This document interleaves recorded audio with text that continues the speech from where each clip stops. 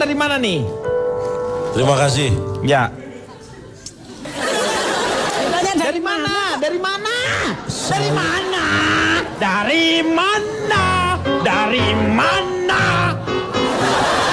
Anda ini membuang energi yang berlebihan buat hal yang gak penting. Kesel. Ya jadi kesel karena ulah Anda sendiri. Ulah kamu. Saya kan mau memperkenalkan, tadi ditanya. Iya, tapi lama. Ya, sekarang memperkenalkan diri, udah. Baiklah, terima kasih, selamat malam, salam lemper. Salam lempar. Saya mewakili masyarakat penelaah rambu dan aturan lingkup umum. Nah, di singkatannya apa itu? Masalah buat lu. Ya masalah lah. Ya masalah. Maaf. Iya, Cak Lontong. Ya, terima kasih. Iya, komentator. Ya. Gimana, Meng? Ruang publik ini, Anda memahami nggak? Sangat memahami. Ini berhubungan dengan pekerjaan saya sebagai master chef. Master Chef apa hubungannya? Karena ini hubungannya dengan rasa, Pak. Ruang publik banyak hancur karena tidak ada rasa memiliki, Pak. Wih, gila dalam banget. Wih. Luar biasa. Nanti bisa share ya. Ditepokin, Pak. Nggak usah. Nggak usah, udah sepi-sepi aja. Sedikit. Ya. Saya mohon tepuk sekali aja ya, jangan Ya. banyak-banyak ya. Jangan banyak-banyak, Untuk Pak. Komeng tepuk sekali. Ya, oke. Terima kasih. Hey.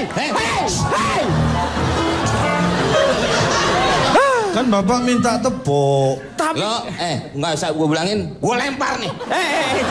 Emangku. Meng, ngapain dilempar? Nah. Kamu mau melempar saya? Enggak, siapa bilang? Berarti kamu mau berani sama saya? Berani. Berani, bukan Enak sedot. aja. Mau turun mana kamu? Ayo, mau turun mana?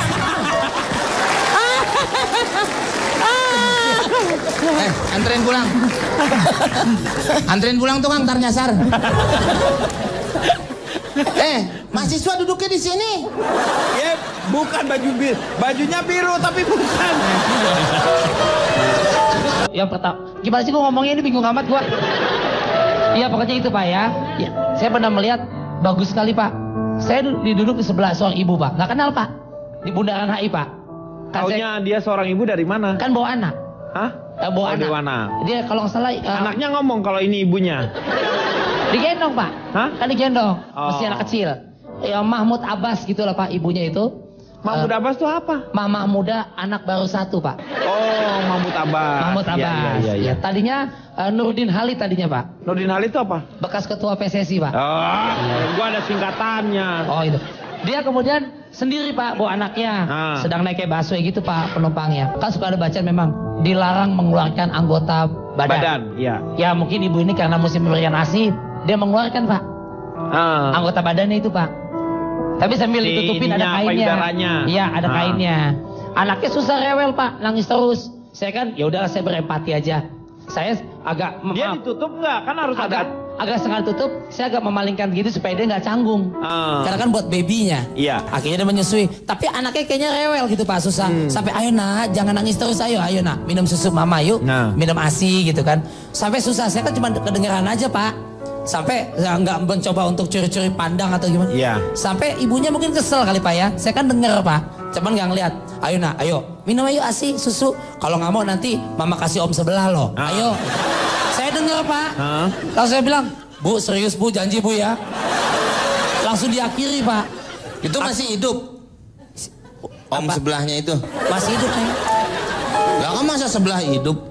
Ya. Kalau Om, maksudnya om yang di sebelah. Om yang di sebelah, bukannya omnya sebelah. Bukan. Ini gimana? itu nggak begitu ya Masa Pak. omnya sebelah? Kalau dulu saya pernah nganter orang tua Pak. Nah. Kereta nih Pak nih. Iya. Penuh. Ya kesian kan Pak, orang tua harusnya kasih duduk. Saya bilang, Pak gantian, Bapak diri. Ini orang tua ada yang mau duduk. Saya diomelin namanya semua gerbong Pak. Kenapa? Nggak tahu itu bangku masinis. Lu yang nyetir siapa? Makanya saya nggak tahu. Indonesia tuh kadang-kadang memang ada yang cengeng Pak. Dia tahu misalnya seorang ibu hamil, saya setuju. Karena saya juga punya ibu. Iya, Oke. betul. Ketika memang sebulan 2 bulan, kalau sebenarnya kalau mau berangkat jam 5, mungkin bisa berangkat 10 menit, 15 menit lebih awal dia dapat tempat duduk. Kadang-kadang memanfaatkan, alah gue ntar juga kalau di kereta atau di angkot juga dikasih tempat duduk kok.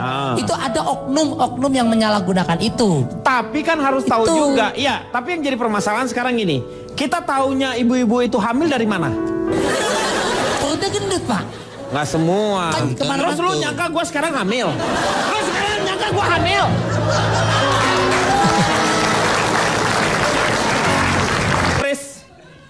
Jadi Pak, untuk mengatasi cerita-cerita dongeng-dongeng ini tadi, sudah sekian lama ini, memang yang salah itu memang nenek moyang kita Pak, dalam mengeluarkan pepatah. Apa? Ada yang mengatakan berani kotor itu baik, tapi di satu sisi,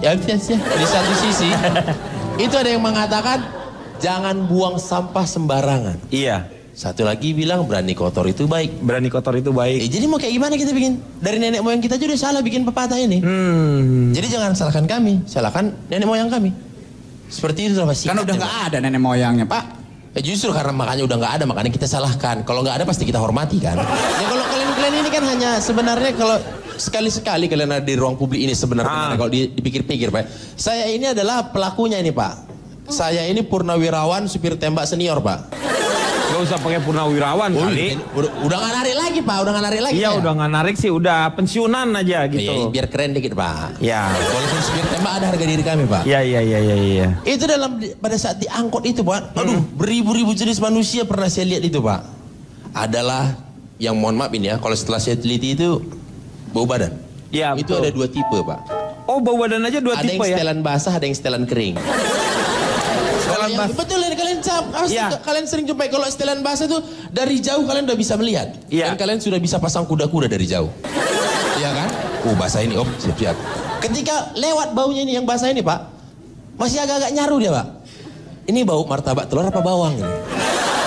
Tapi yang kalau kering ini Pak, ini gas beracun berbahaya nih. Dosanya tingkat tinggi nih. Karena nggak ketahuan ya. Dari jauh nggak kelihatan kan? Iya. Oh kering, baik-baik aja kan, semua pertahanan kita lengah Pak. Iya. Tapi pada saat ada angin lewat, kita lagi berwas, mau mati rasanya itu Pak. Tengik baunya itu Pak, kering itu kejam itu Pak. Amoniak ya. Amoniak bahaya Pak. Benar. Bulu kita juga langsung kelotok Pak itu Pak. Itu kayak kalau nggak salah kayak bau kabel kebakar ya. Iya, bau hangit. Bau kabel kebakar tuh. Itu Pak, itu dari segi badan Pak ya, aroma Pak ya. Kalau saya kan berhubung saya ini memang pelaku, jadi mau nggak ada yang gratis di dunia ini Pak. Semua harus bayar. Ibu-ibu hamil nggak mau duduk sempit-sempit, maunya lega, ya bayar 2. Oh ya? gitu. Gak usah susah, betul. Orang tua, nggak mau sempit-sempitan duduk di depan, bayar 2. Tapi mohon maaf kalau di Jakarta ini kan sistemnya 4-6 Pak ya. Iya. Ketika kalian adalah orang ke-6 itu, mohon maaf ya, pantat kalian itu nggak duduk. Itu istilahnya dicangkok pantat kalian itu. Iya. Hanya nempel gitu aja. Nempel di antara, iya betul. Nempel gitu aja sesuai bentuk segitiga sama kaki itu kan Pak. Iya, Yang kecil mungil itu kan Pak. Iya. Sementara si ini dengkul kan kita adu sama depan. Ya dengkul beradu dengan depan. Syukur-syukur kalau di depan itu perempuan. Kan, Pak. Bisa ala-ala FTP itu kan Pak. Nah yang nongol di depan ini satpam pula yang di depan Pak. Gak enak jadinya Pak. Itu baru yang tempat duduk Pak. Ada lagi Pak tempat duduk yang memang kami ciptakan untuk menambah ekonomi kami Pak, untuk menambah pundi-pundi kami Pak. Yaitu tempat duduk. Bangku artis Pak. Bangku artis itu di mana tuh? Kalian tahu bangku artis? Bangku tempel. Ya, yang tahu. Yang depan kecil. Kalau mau naik tuh dia langsung di sebelah kiri ya. Yang biasanya kalau di belakang ada stiker butuh dana cair cepat. Lancarkan Inggris Anda. Itu ya betul. Nah itu di situ. Ya. Yang pakunya selalu keluar dikit-dikit. Abang tahu banget itu Bang ya. Hah? Bang Boris kayaknya tampaknya tahu sekali silsilah. Inilah Pak udah tua bodoh Pak. Tuh. Udah dibilang jadi purnawirawan, supir Dia tembak udah senior. ahli dia dari dulu pensiunan. Saya terakhir maaf angkutan umum gitu. Terakhir kali sekitar 80 tahun yang lalu. Jadi saya nggak tahu bangku artis itu kayak gimana. Saya mohon maaf untuk itu. Oh Bapak ini udah kecil sombong Bapak ini. Yang kayak Riko ini kan mohon maaf nih Pak. Kalau dibilang istilahnya Pak ya. Sama orang Medan itu Pak. Bocor halus tapi keliling Pak. Banyak ya. Banyak. Berarti banyak bocoran keliling. Banyak. Itu cepat namanya. Iya. Betul. Sekarang Fitrop. Gimana menurut Fitrop mengenai ruang publik? Mengenai masalah memaksimalkan penggunaan ruang publik ya. Iya, boleh. Sebenarnya gini, yang menjadi sasaran kami adalah pria-pria kayak Kak Riko ini ya. Kalau misalkan tadi dibilang Kak Riko tuh terakhir kali pakai menggunakan sarana ruang publik kapan? Mungkin sekitar 5-6 tahun lalu. That's why, Pak. That's why. Itu alasannya kenapa Kak Riko tuh masih sebatang kara sampai sekarang.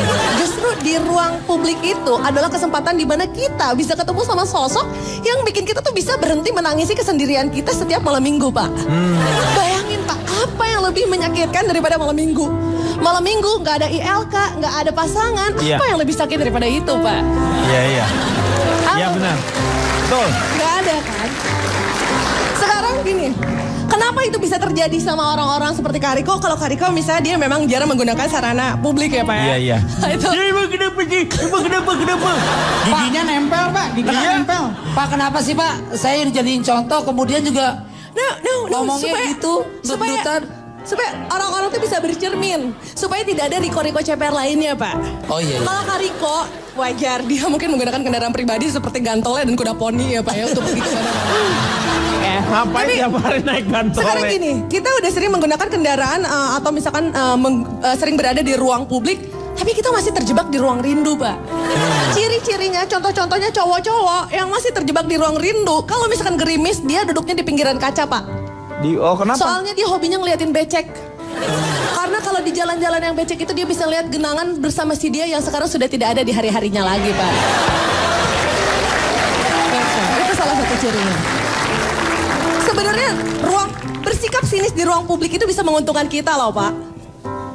Kalau kita tahu waktu yang tepat. Waktu yang tepat untuk bersikap sinis adalah kalau kita lihat ada makhluk manis di dalam bus yang kepleset, kamu raih bahunya, kamu pegang dia, kamu liatin orang-orang sekeliling yang sengaja atau tidak sengaja ngetawain dia sambil bilang, lo semua gak punya hati, tau gak?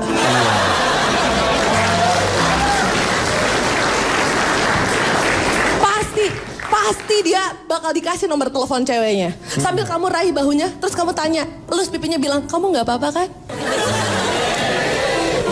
Selama ini hanya perempuan kan yang dianggap lemah gitu. Meskipun kayak aku fragile gitu, rapuh. Iya. Tapi sebenarnya cowok-cowok juga harusnya tahu waktu yang tepat untuk minta tolong. Betul. Waktu yang tepat untuk minta tolong adalah justru ketika kita mau ngasih kursi kita, Pak. Sama cewek yang udah jadi gebetan kita. Kamu samperin dia, kamu bilang minta tolong. Sorry, tolong boleh dudukin tempat duduk saya nggak? Saya nggak mau anak-anak kita nanti protes sama saya setiap kali lihat varises di kaki ibunya gara-gara saya nggak ngasih tempat duduk sama kamu. Ciri-ciri kalau tips tersebut berhasil itu ada 2, Pak. Ada 2. Yang Pertamanya apa? Kalau supir busway-nya memandang haru ke arah kamu sambil melakukan gerakan ini.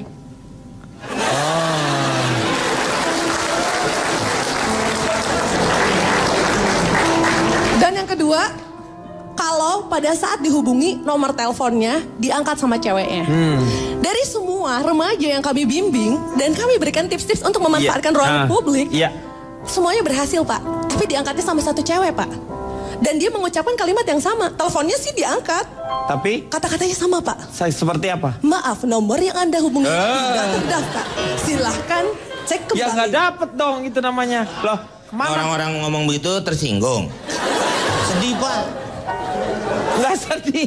Lagi dengerin, Meng. Lagi menyimak.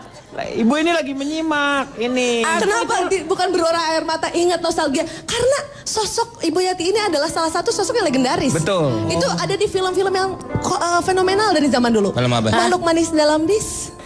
Iya. Ibu Yati. Bukannya ibu yang main Janur Kuning? Lihat ibu aja saya diabe. Tapi intinya ada satu pepatah dari tim bimbingan kami, Pak, yang biar bagaimanapun harus dicamkan oleh para pengikutnya ya, Pak ya. Kalau di ruang publik, dulukanlah kepentingan orang lain di ruang publik supaya tahu kalau kita makhluk yang punya norma dan etika. Setuju? Belum, Bu. Tapi kalau urusannya sudah di ruang hati, utamakan kata nurani supaya kita nggak pernah tahu yang namanya rasanya luka. Senyum membawa luka. Itu. Maggie Z. Luar biasa ya. Bukan main. Ada pantun buat Mbak Yati. Oh ya, terima kasih. Mbak Yati pesek, walaupun jelek, tetap asek.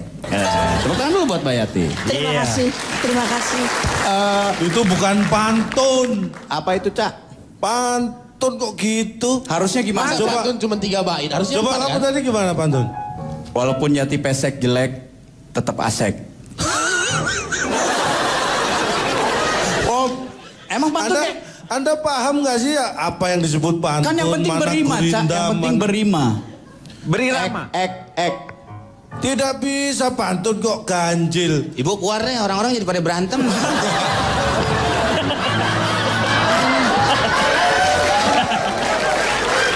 Meng. Nanti dulu, saya kok disuruh keluar kenapa? Ya ini jadi orang-orang pada berantem merebutin ibu. Ini bukan masalah Ibu terlalu ibu. manis mungkin. Ini bukan masalah ibu, masalah pantun. Kamu setuju gak kalau pantun cuma 3 katanya? Bukan soal itu, ibu juga repot. Besok dia di terminal lagi, Pak. Lo ngapain? Nah kalau yang nukerin duit tuh Pak, cebanan jadi 9.000. 900. Iya. Nukerin duit. Yang buat lebaran, Pak. Kalau meleng dikit gosok emas. Boleh keluar, tapi kamu harus tanggung jawab lo ya. Sebentar, Kenapa? Pak. Tak minum dulu. Biarin minum dulu. Orang tua Bentar ya. Pada mau mukulin nih, Bu. Tenang. Bentar ya. Sabar ya.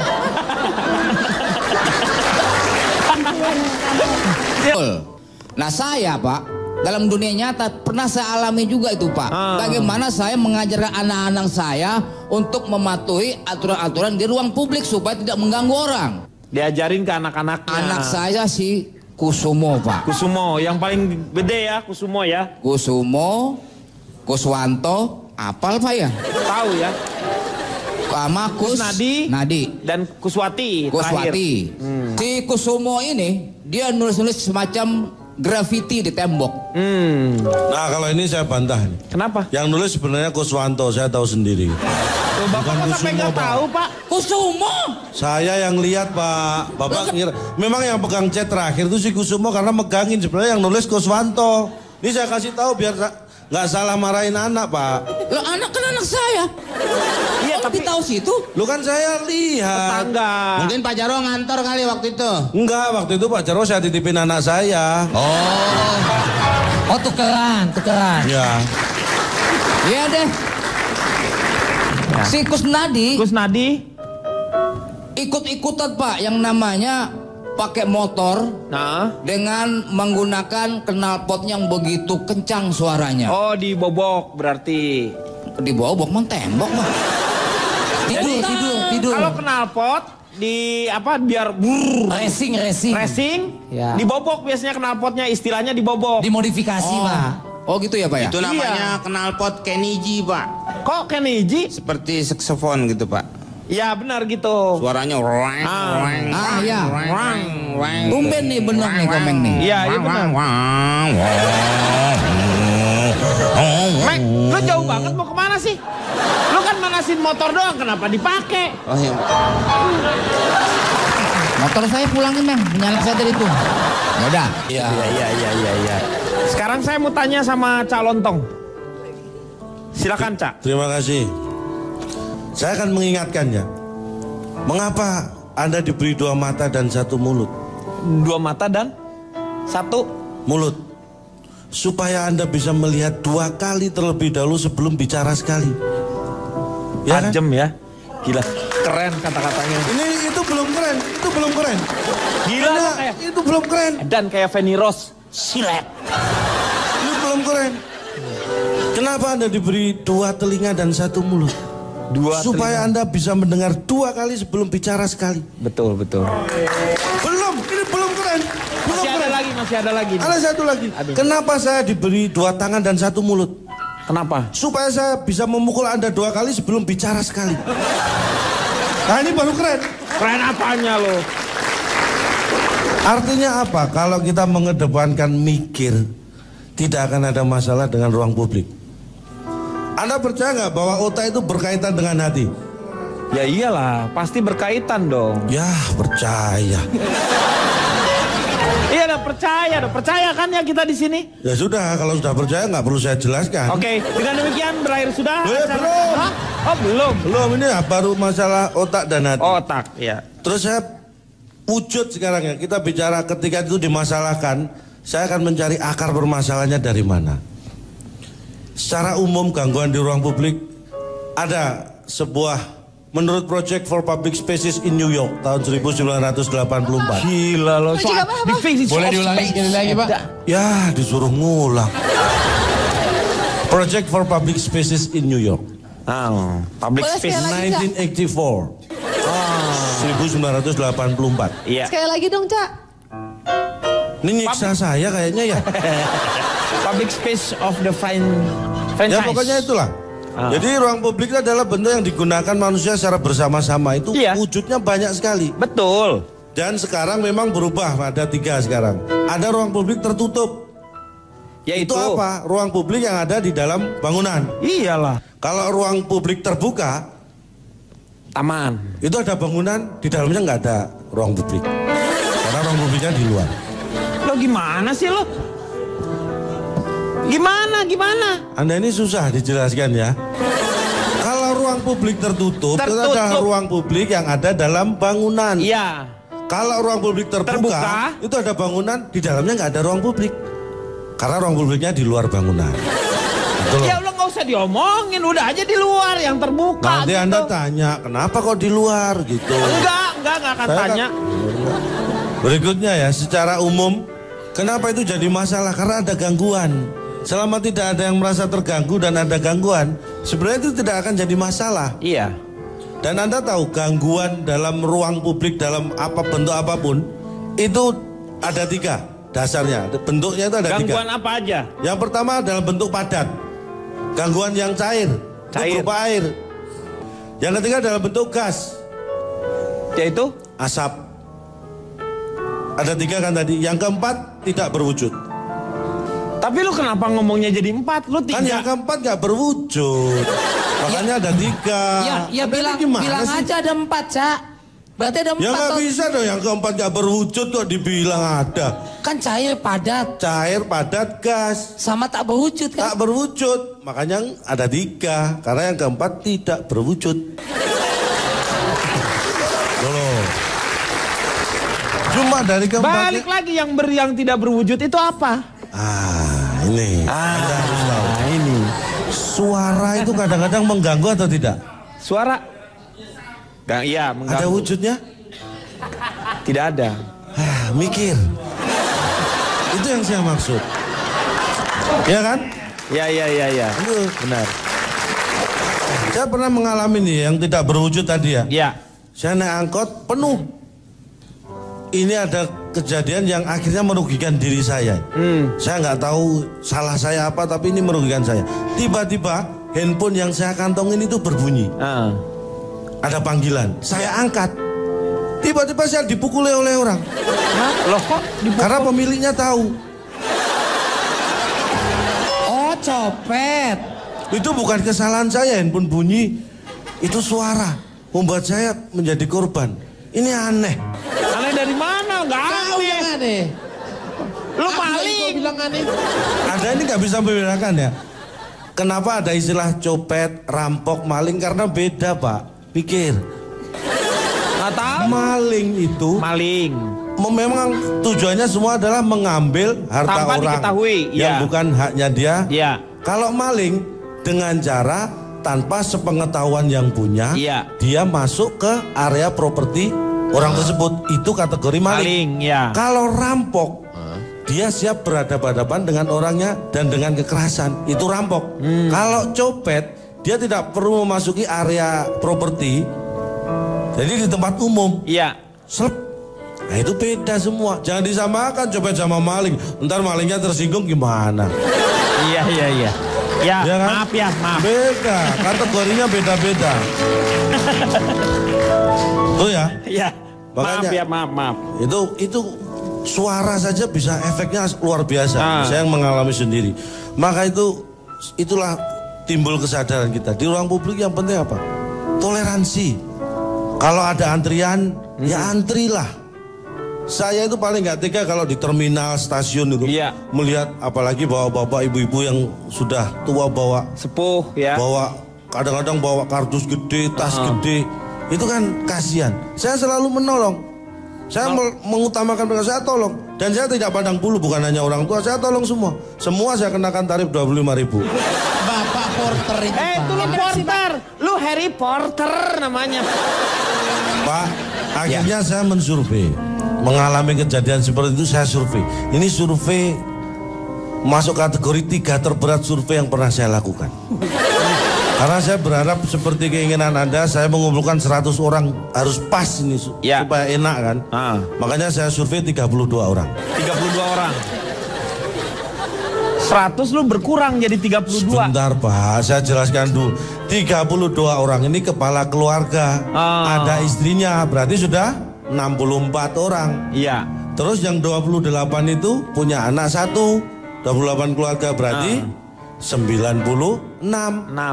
Yang 4 keluarga itu punya anak 2. Berarti sudah pas 100. Nah, akhirnya setelah pas saya survei itu 107 orang. Saya survei. Astagfirullahaladzim. Kan tadi keluarga 32 keluarga ya. Kan. Nah pas saya survei itu ada 6 rumah itu yang kedatangan tamu. Nambah lagi berarti. Nah makanya ada tamu 7. Karena ada 6 rumah yang kedatangan tamu, jadi tambah 7 dia. Jadi 107. 107 karena tamunya ada yang 2 orang, yang lain satu, yang satu itu 2 orang. Akhirnya saya survei kan, jadi pas 100. Lu gimana sih?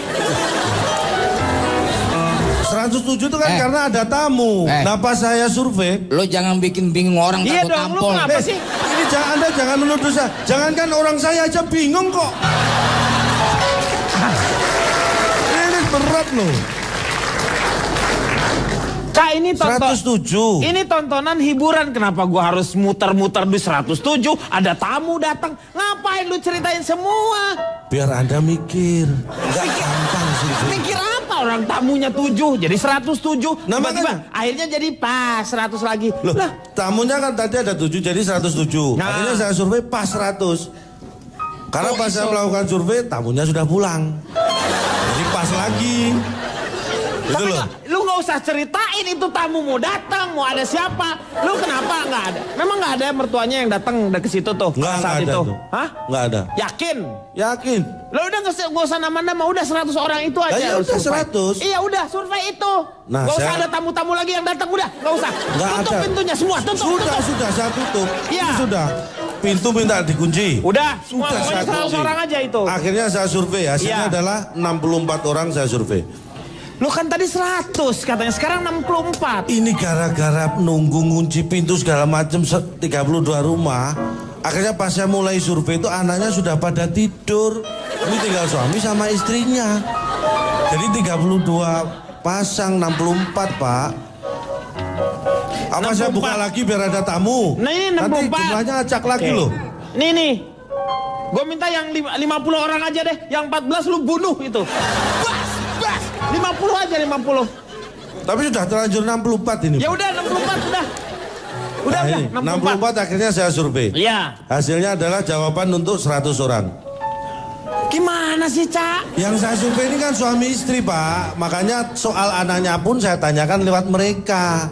Jadi tetap 100 hasilnya. Memang yang saya tanya itu 64 orang. Anaknya kan tidur. Lu di mana ada survei bisa dikasihin ke orang lain, respondennya berbeda, itu namanya nggak bisa. Survei itu, lu ngerti nggak sih? Jadi nggak bisa? Nggak bisa dong. Ya sudah, saya nggak jadi survei kan gampang. Nggak Udah. jadi survei saya. Yang 4 aja, 4. Hah? Yang 4. Yang 4 saya survei katanya nggak boleh. Ya yang 4 orang aja itu. Lah yang ini masalahnya gara-gara Pak Denny bilang nggak boleh, mereka terlanjur mengunci pintunya. Saya nggak bisa masuk lagi. Lu sebenarnya ada surveinya nggak sih? Ada survei nggak? Ada survei nggak? Ada survei nggak?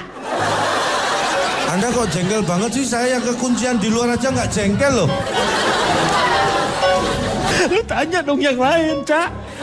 Oke, berarti lu nggak ada survei kan? Ada kan 64 saya tanya. Iya, apa surveinya, Cak? Ini hasilnya. Saya tanya masalah sosial media. Iya. Ini penting. Jawabannya jadi 100 kan karena tadi mewakili anaknya. Gak usah anaknya, gak usah. Gak ada yang namanya survei diwakilkan. Ya sudah, ini orang tuanya saja. Iya. Saya tanya suami istri ini. Dari 64 yang saya tanya, itu 50 punya Facebook. 50 punya Facebook. Ya. 14? Anda ini belum selesai kok minta. Yang 45 punya Twitter. Cak, itu kelewatan, Cak. Anda ini mikirnya kapan ini? Mulai sekarang harus mikir. Orang yang punya Facebook ada larangan kah punya Twitter? Iya, benar. Ini bukan masalah.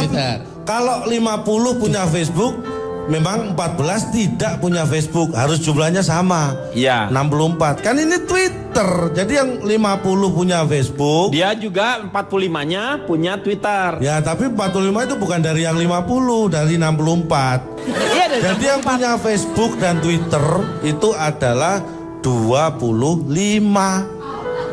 Nah, ini diagram fan Pak ya. Ini pelajaran himpunan ya lu ya? Iya. Jadi ini, gimana jadinya orang yang punya sosmed itu? Saya cuma tanya itu, saya nggak mau nyampurin urusan rumah tangga orang, Pak. Kok nggak ada, terusin lagi. Ini kan suami istri, Pak. Ya sudah, saya cuma tanya. Jadi cuma lu nanya, dari tadi gua lama ngomong sama lo, cuma nanya teh, ya 25 orang punya Twitter sama Facebook. Iya, benar. 50 punya Facebook. Iya. Dari 64. Yang 45 punya Twitter. Iya. Kedua-duanya yang punya Twitter dan Facebook 25. 25. Iya. Cigo gitu. Cuman itu dari tadi gua udah nungguin lu ngomong, kirain ada. Gua kan berharap sesuatu yang baik gitu, bagus. Ini saya ingatkan, makanya Gak usah diingetin, gak usah.